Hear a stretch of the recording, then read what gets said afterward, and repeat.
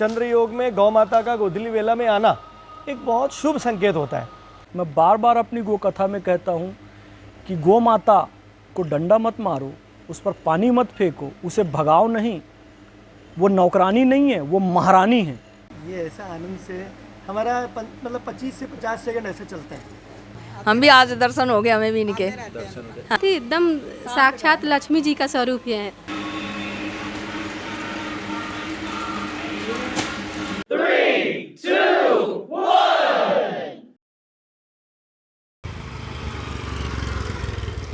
दोस्तों, आज हम आपको ऐसी कहानी सुनाने जा रहे हैं जिसे सुनकर शायद ही आपको विश्वास होगा।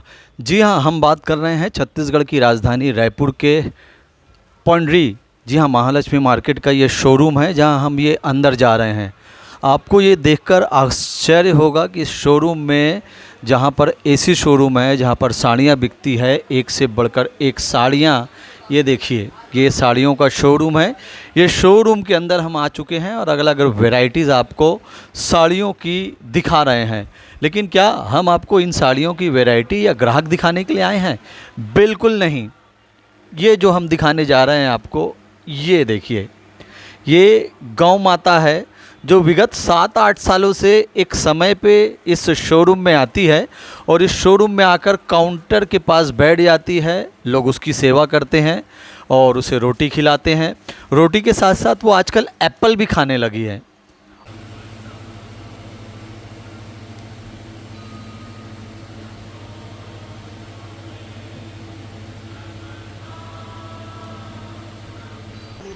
ये देखिए, ये ग्राहक देख रहे हैं अपनी पसंद की साड़ियाँ, और ये ग्राहक के साथ साथ ये गौ माता, ये शोरूम के संचालक हमारे साथ जुड़ चुके हैं।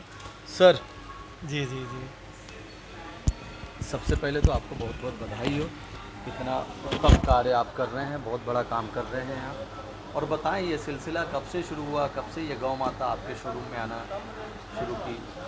ये गौ माता जी जो हैं पिछले 7 वर्षों से हमारे यहाँ आ रही हैं और इसकी शुरुआत जो है धनतेरस के दिन से हुई थी। और उस दिन हमारे यहाँ जो पूजन पढ़ा रहे थे पंडित जी, सायंकाल के समय आई थी गोधूली वेला में, तो चंद्र योग है ऐसा उन्होंने कहा था और उनके मुख से ये निकला भी था कि पदम भैया, आज चंद्र योग में गौ माता का गोधूली वेला में आना एक बहुत शुभ संकेत होता है। और जब मैंने इसको इस गद्दी पे विराजमान होने के लिए कहा, तो ये गौ माता जब गद्दी में विराजमान हुई, तब से ये जगह भी इसकी है और ये दुकान की मालकिन की तरह है। और चंद्र योग में आने के कारण इसका नाम चंद्रमणि मेरी धर्म पत्नी ने रखा है। तो ये जब आती हैं तो क्या सेवा करते हैं, सत्कार करते हैं आप इसकी? गौ माता की तो हमारी क्या वक़्त है कि जो इसकी सेवा करें। ये तो दुनिया की सेवा करती है, प्रकृति का शोधन करती है। इस दुकान के अंदर आती है तो यहाँ का वातावरण, वाइब्रेशन बदल देती है। ये जहाँ जाती है वहाँ ऑक्सीजन का भंडार भर देती है। तो सेवा तो क्या बोले हम इसकी। हाँ, लेकिन इसे एप्पल बहुत पसंद है। अच्छा। ये गौ माता जी को एप्पल पसंद है, तो हम लोग इसको एप्पल का प्रसाद अर्पित करते हैं और ये उसको बहुत प्रेम से ग्रहण करती है। तो ये क्या अभी तो खाली है, मार्केट वगैरह नहीं है, सीज़न में भी आती हैं ये? हाँ, ये जितना भी रहे, मतलब सीज़न रहे, कल तो जैसे यहाँ पे लगभग 10-12 ग्राहक पूरा भरा हुआ था, फिर भी आई थी। और ये आती है, इनको मतलब बाकी भीड़ से, हाँ ये ज़रूर एक इसका बहुत बड़ा अच्छा वो है, बहुत भीड़ होती है तो ये अपना स्थान बदल देती है। जैसे बहुत यहाँ रश है तो इसका वहाँ पर बैठ जाती है। और उसके भी अलावा जैसे दीपावली वगैरह के सीज़न में बहुत रश होता है तो ये बाहर में एक बार जाकर बैठ जाती है। कुल मिला के इसको पता है कि मुझे, ये अपने मन से स्वयं ही अपना निर्णय खुद ले लेती है। हम इसे कभी भी, यानी इसके ऊपर कोई भी प्रकार से दबाव नहीं करते हैं, किसी प्रकार से इसके साथ में हस्तक्षेप नहीं करते हैं। ये स्वयं ही इतनी जागरूक है कि ये सारा निर्णय खुद ले लेती है, जैसे ये दुकान की मालकिन की तरह अपने आप को संदेश करती है।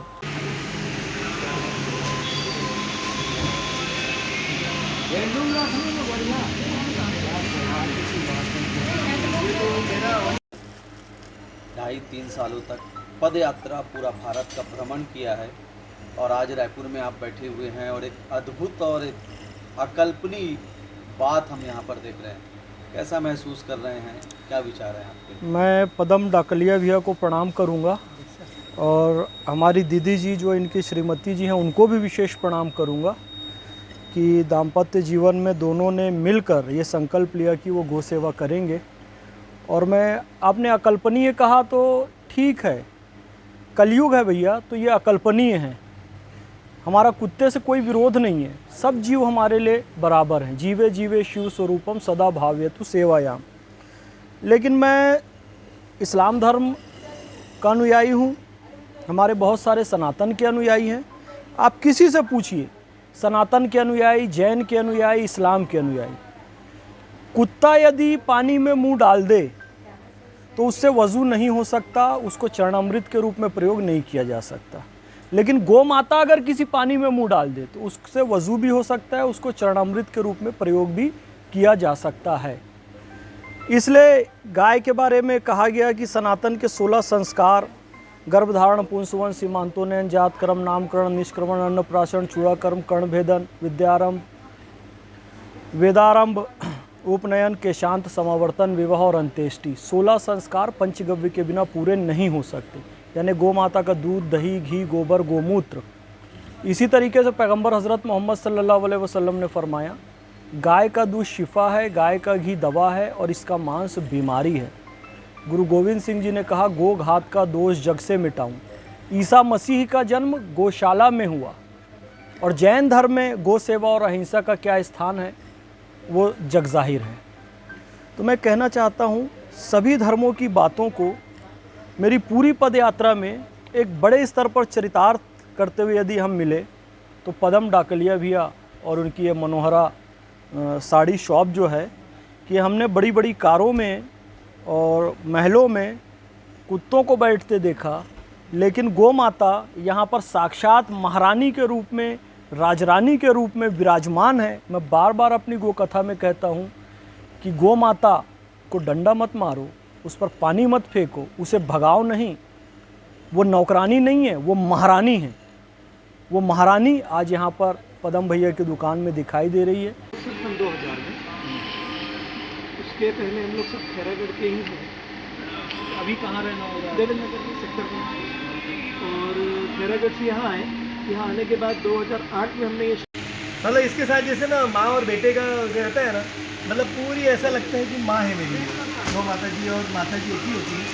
और मेरी माँ तो गौ की बहुत भक्त थी, तो नहीं है अभी दुनिया में। आराम से ये गौ माता यहाँ पर बैठी हुई है और ऐसा कहा जाता है कि ये कई सालों से यहाँ पर आती है।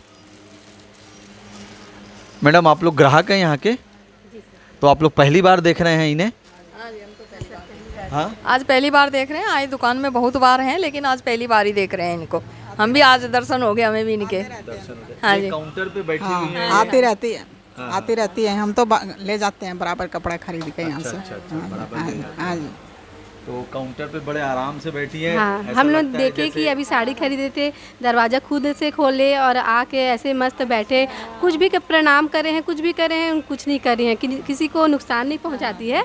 बहुत ही एकदम साक्षात लक्ष्मी जी का स्वरूप है गाय माता। बहुत अच्छा लगा इनका दर्शन। बहुत अच्छा लगा, हमें भी दर्शन करके। ये देखिए, जो लोग आए हैं और वो बता रहे हैं कि बड़ा अच्छा लगा इनके दर्शन करके। ये देखिए, ये ग्राहक है यहाँ पे जो साड़ी वगैरह लेने आए हैं। आप लोग न्यूज़ देखना अलग बात है, लेकिन हमने साक्षात देखा कि अपने सर से दरवाज़ा खोली है और स्वयं आई है। इसको ना कि इन्होंने बुलाया ना कुछ करा, ये स्वयं से घुसी। हम खुद देखें अभी जी।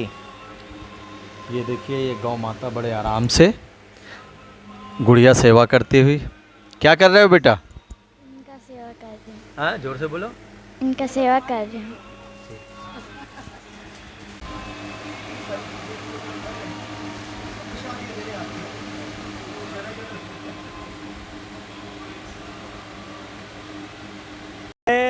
एक संदेश के रूप में आप जब पूछ रहे हैं तो मैं यही एक चीज़ बोलना चाहूँगा कि आज देश दुनिया में जहाँ पर एक जो युग था जब हम इन्हें गोधन कहा करते थे, और उस युग में जो हमारे ऋषि महर्षि थे वो ये बोलते थे कि गोमे वस्ते लक्ष्मी गोमूत्रे धन्वंतरी, तो वो युग वापस हमें लाने की ज़रूरत है।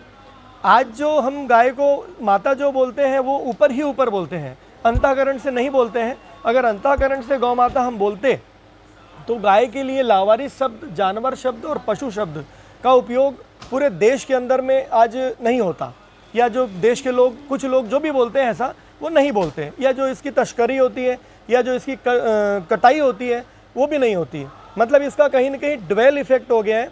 जो गौधन हम करना चाहिए थे उसे हम अभी अभी आवारा की तरह जो बोला जा रहा है, मैं संदेश में बोलना चाहूँगा कि वापस से हमें वो द्वापर युग की तरफ जाना पड़ेगा और गाय को धन के रूप में लेना पड़ेगा।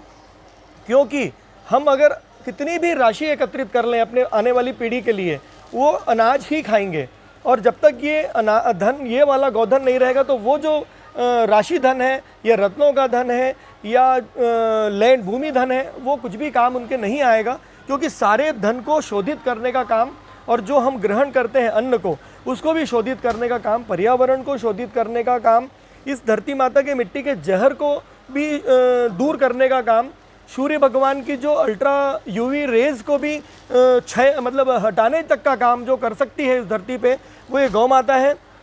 और एक और बहुत महत्वपूर्ण चीज़ मैं ये भी बताना चाहूँगा जो दर्शकों को, जो आपके माध्यम से देख रहे हैं, और सबसे पहले मैं आपको धन्यवाद दूंगा, पूरी मीडिया को धन्यवाद दूंगा।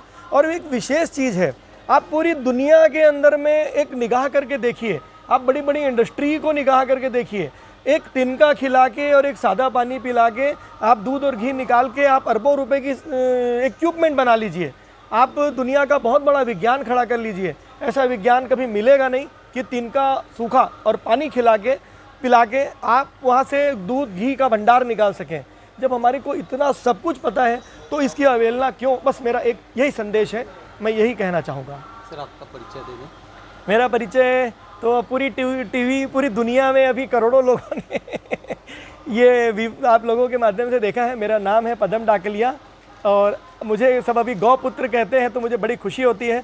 तो मैं कहता हूँ गौपुत्र पदम डाकलिया, मनोहर गौशाला एंड मनोहरा साड़ी, रायपुर, खैरागढ़, छत्तीसगढ़।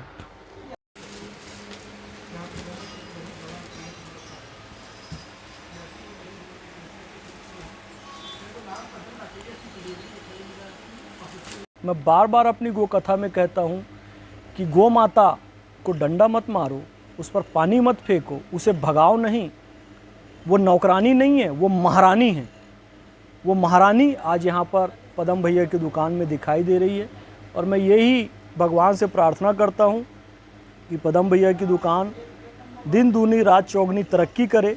अभी एक क्वेश्चन बड़ा आ रहा था कि गौ माता के आने से धंधे में कोई इफेक्ट तो नहीं पड़ा, क्योंकि कलयुग में हमारी सोच ये रहती है कि गौ माता आएगी तो ग्राहक डिस्टर्ब हो जाएंगे। धंधे में इफेक्ट तो पड़ेगा ही, गौ माता शॉप में आएगी तो 100% पड़ेगा। लेकिन वो ऐसा पड़ेगा कि दुकान धंधा, ये साड़ी का काम दिन दूनी रात चौगनी उन्नति करेगा और कर भी रहा है। तो ये गौ माता का प्रभाव है, क्योंकि ये जो 4 पैर आप देख रहे हैं ना, धर्म अर्थ काम मोक्ष के प्रतीक है। धर्म अर्थ काम यानी सारी कामनाओं की पूर्ति आपकी हो जाएगी। मोक्ष देने वाली ये है, क्योंकि कहा गया गावः स्वर्गस्य सोपानम, गाय स्वर्ग की सीढ़ी है। गावो विश्वस्य मातरः, गाय संपूर्ण विश्व की माता है। इसे अघन्या कहा गया है, यानी कि इसकी हत्या करना महापाप है, वेद कह रहे हैं। इस्लाम में, सनातन में, जैन में, बौद्ध में, ईसाई धर्म में गौ माता का बड़ा ऊंचा स्थान है। और आज मैं बड़ा धन्य अपने आप को महसूस कर रहा हूँ पदम भैया की यहाँ पर दुकान पर आकर, गौ माता को यहाँ राजरानी के रूप में देखकर जो उनका सही स्थान है आपने दिया। भैया आपको और आपके पूरे परिवार को शत शत नमन है, शत शत नमन है। एक चीज़ और मैं आप दोनों से एक एक लाइन पे जाऊंगा कि ये गौ माता की कृपा से फैज़ खान और पदम ढोलकिया जी एक साथ बैठे हैं। अभी भैया से बातचीत भी हो रही थी कि ये भैया ने एक सिरे से नकार दिया कि इसमें गौ प्रेमी या गौ माता या गौ पुत्र होना किसी धर्म में उससे उसका कोई लेना देना ही नहीं है। तो वो कैसा महसूस कर रहे हैं आप लोग? बिल्कुल भैया, यदि ऐसा कुछ होता ना तो लिखा होता गावो हिंदुवस्य मातरः, गावो जैनस्य मातरः। वेद में लिखा है गावो विश्वस्य मातरः, यानी गाय हिंदू, मुस्लिम, सिख, ईसाई, बौद्ध, पारसी, जैन, बहाई, भारतीय, पाकिस्तानी, अमरीकी सबकी माता है। गावो विश्वस्य मातरः। तो ये फैज़ खान भी गोपुत्र हो सकता है और पदम डाकलिया भी एक गोपुत्र हो सकते हैं जी। मतलब इसके साथ जैसे ना माँ और बेटे का रहता है ना, मतलब पूरी ऐसा लगता है कि माँ है मेरी। गौ माता जी और माता जी एक ही होती है। और मेरी माँ तो गौ की बहुत भक्त थी, तो नहीं है अभी दुनिया में।